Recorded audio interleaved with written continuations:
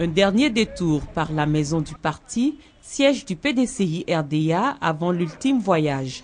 Le parti a pleuré ce jeudi un de ses illustres militants. La dépouille du professeur Joachim Boni, décédé le 12 août dernier, a reçu un dernier hommage de la part de sa famille politique en présence des membres de sa famille biologique.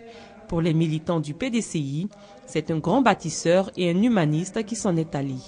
C'est l'architecte vraiment de l'école ivoirienne depuis l'indépendance. Tout ce que vous avez comme université, INSAC, c'est son œuvre aux côtés du président Houphouët-Boigny. Il y a 3 mois, il m'a reçu dans sa chambre.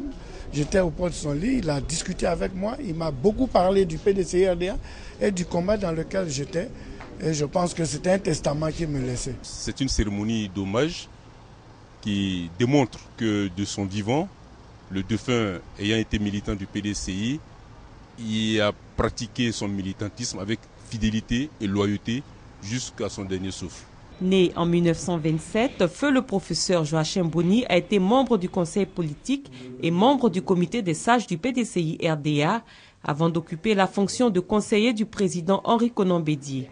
Il a été en 1959 le premier ministre de l'Éducation nationale au sein du gouvernement de feu le président Félix Houphouët-Boigny, alors Premier ministre, parlementaire en 1950 et secrétaire général de la Fondation Félix Houphouët-Boigny. Après le siège du PDCI-RDA, le cortège funèbre a pris la direction de Jacquesville, sa ville d'origine, où il doit être inhumé.